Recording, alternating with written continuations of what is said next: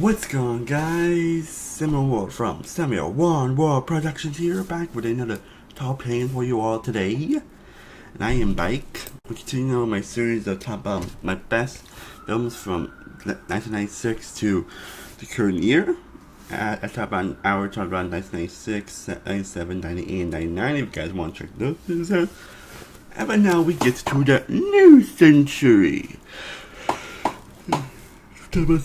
But now we can talk about what is the new century, and now we are going to talk about what I think are the 10 best films of the year 2000, the start of this century.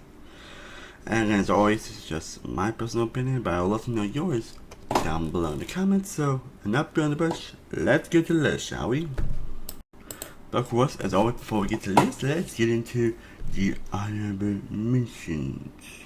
And the honorable mentions are The Road to El Dorado, Shanghai Noon, Dude, Where's My Car?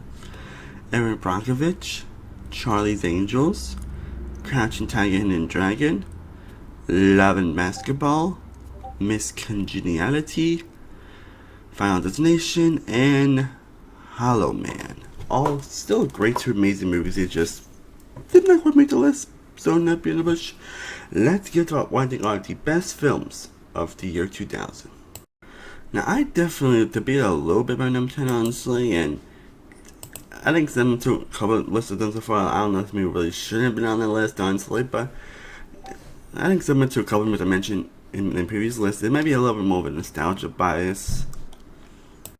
But anyways, number 10 is Digimon The Movie. Again, I don't know whether this really should be on the list, but again, I constantly have seen this movie so many times growing up, and well, I can definitely admit the plot issues that this movie has. Every time I do end up going back to it, I just fall back in love with it. I probably have it feeling it, but like with Yu-Gi-Oh, I also watched a lot of Digimon growing up. I binged and loved the anime growing up. And a lot of times I would blame it just putting on this movie honestly, or I have days where I just watch this movie random with my brother growing up.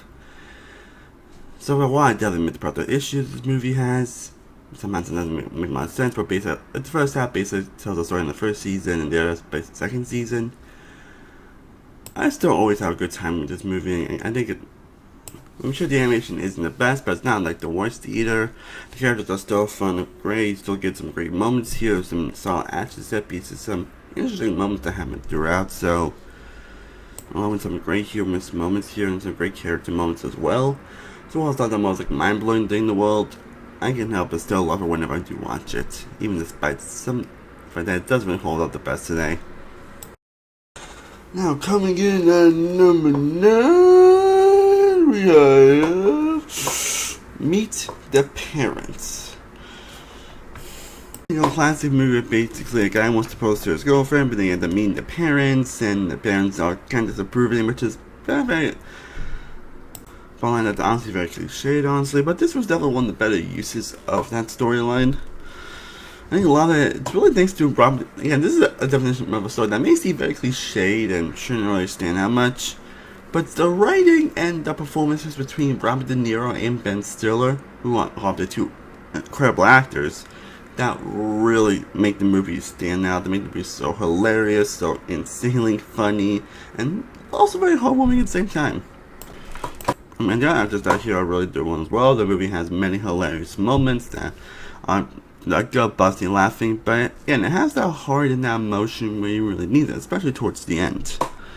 So that's pretty much all I can say. It's simple, hilarious comedy that stands out in the world thanks to the writing and thanks to the performances from its actors.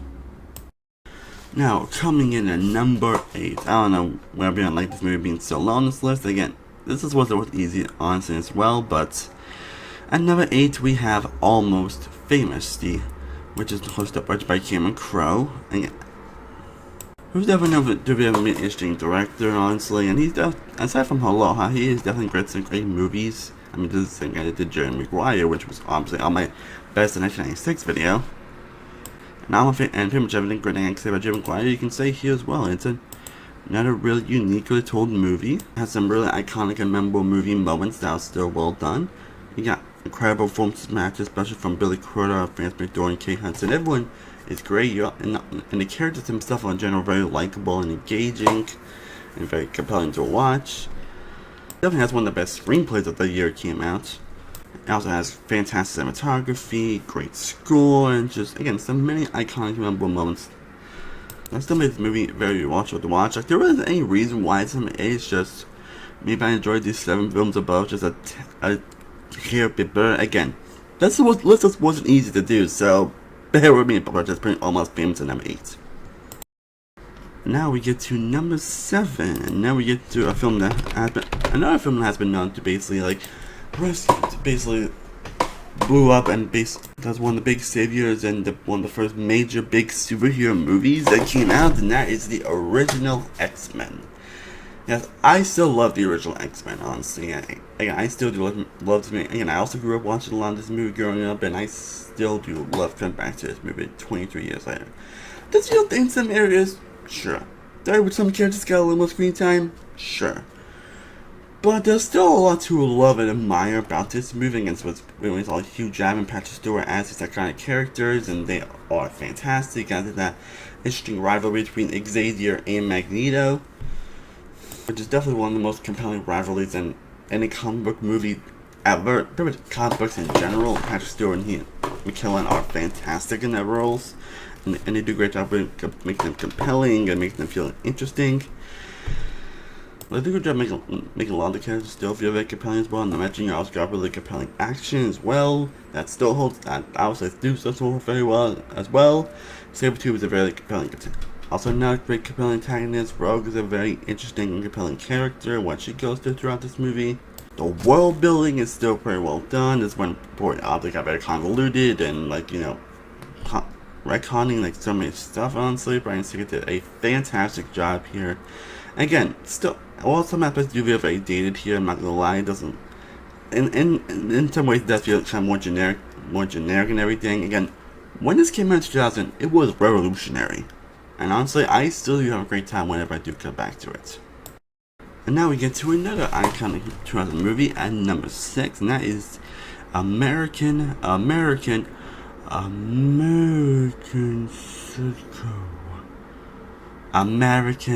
Psycho. American Psycho. A film that I always seem to get that's also based off a book, actually. But again, another film I've always really loved, and I still do love coming back to it. Another film I be watched very often, but when I do, I just fall back in love with it. And it's a very uniquely told movie. And it's a movie that has some scary elements, but also some pretty hilarious elements as well. Mary Herron directs the shit out of this movie. It's probably one of the best written screenplays of the year, possibly of all time, but really, well, of the whole 2000s, to really be honest. Christian Bale gives one of his top best performances in this movie, and this definitely really proves that Christian Bale is an actor to be seen and heard of. Like, the guy really kills it. But he also got performances from Jared Leto that I always think is in this movie. Willem Dafoe, like, everyone's great. The different twists and turns and direction that it goes for is just incredible. It has probably one of the best endings out there. Like, I don't need to say why it's being good, you all already know. And now we're in the top 5, people, and kicking a list of number 5, we have Castaway.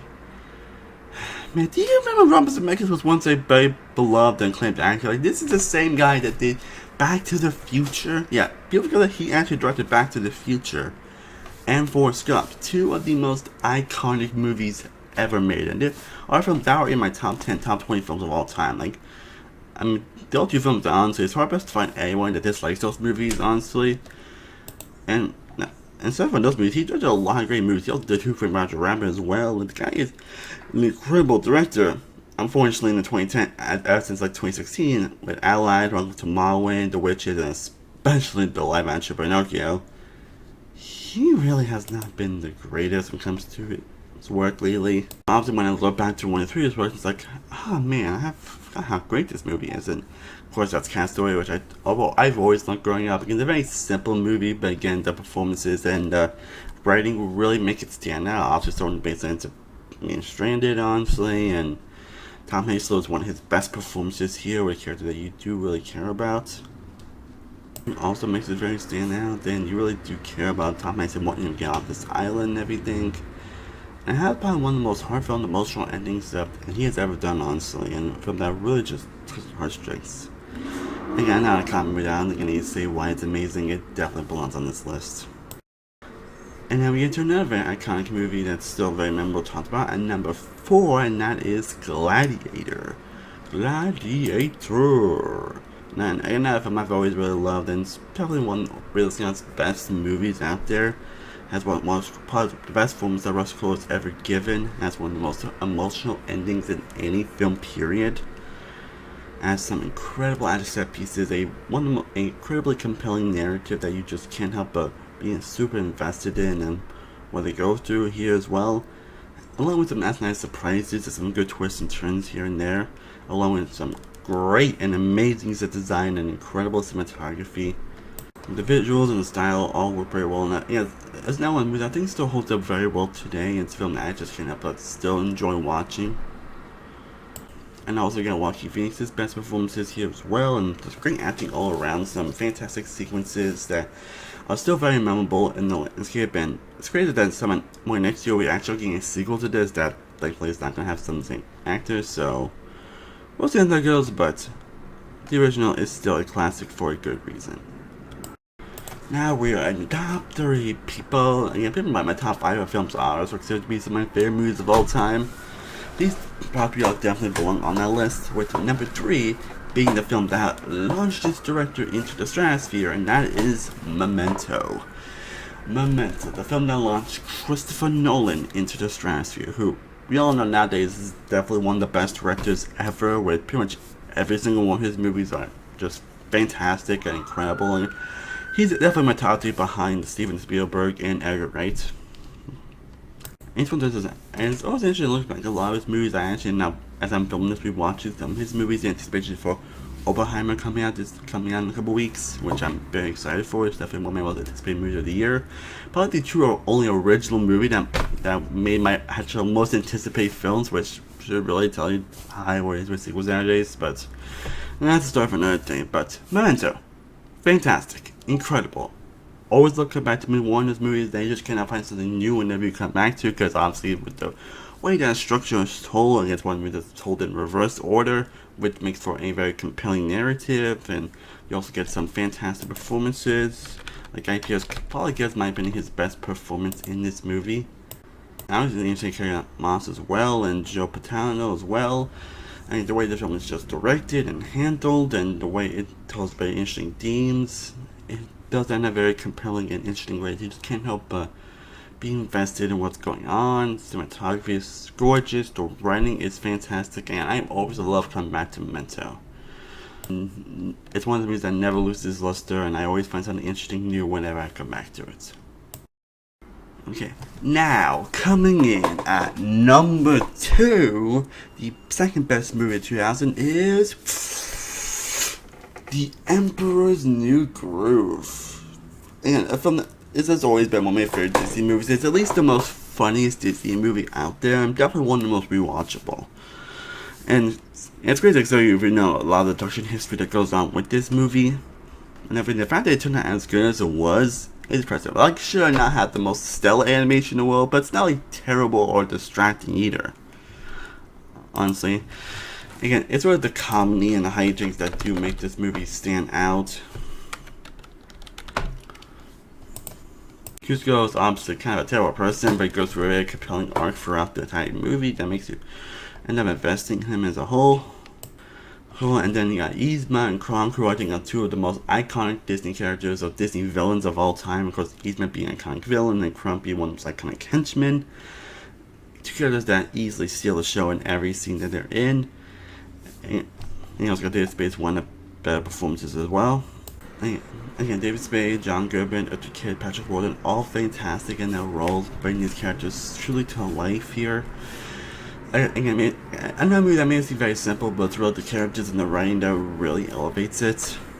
Again, so if you know the production history of this movie and how the back and forth that it went through to even be made in the first place, the fact that the movie turned out as good as it is, it's still incredible. Again, many iconic, hilarious moments, great music, great characters. And I bet this is one of probably in my top 10 best Disney movies, honestly. Like, it's definitely one of the most rewatchable as well. and I actually can't help but having a great time whenever I put it on. But in spite of how much I do adore this group, I kinda already knew what number 1 of 2000 was going to be, honestly.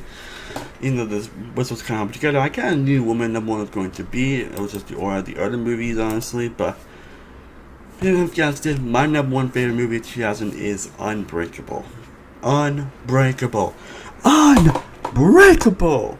Which, of course, is my favorite M. Night Shyamalan movie. Again, what can I say about it? Has already been said. It's a movie that was once very underappreciated and pretty much bottom of the box office. People really compared too much to Sixth Sense when it came out, which was a really interesting comparison. It's basically what happened is Superman did finally hero Superman. I think Bruce Willis gives his best performance ever. Yes, he gives his best performance in this movie. Samuel Jackson Reynolds gives one of his best performances as well. The arc that David Dunn goes through is very compelling. The twist is very surprising as well. Again, the cinematography is gorgeous. Some of the best looking shots in any movie period, and some of the best takes in any movie period. And Jason Newham's score is definitely one of the best scores ever put to film. Also one of the best endings ever put to film. Again, do I need to talk about it? Unbreakable is a true classic. It's a true superhero masterpiece, and a film that has it's very real, very emotional. It's about the time of movie that what people kind of want from these superhero movies nowadays, honestly, because I know we get a lot of like superhero fatigue nowadays. I'm pretty sure this is kind of what people more want from these superhero movies, not just like crazy, insane actions all the time. Like, we love a good action, but we also love a very compelling narrative and some emotions and some different directions.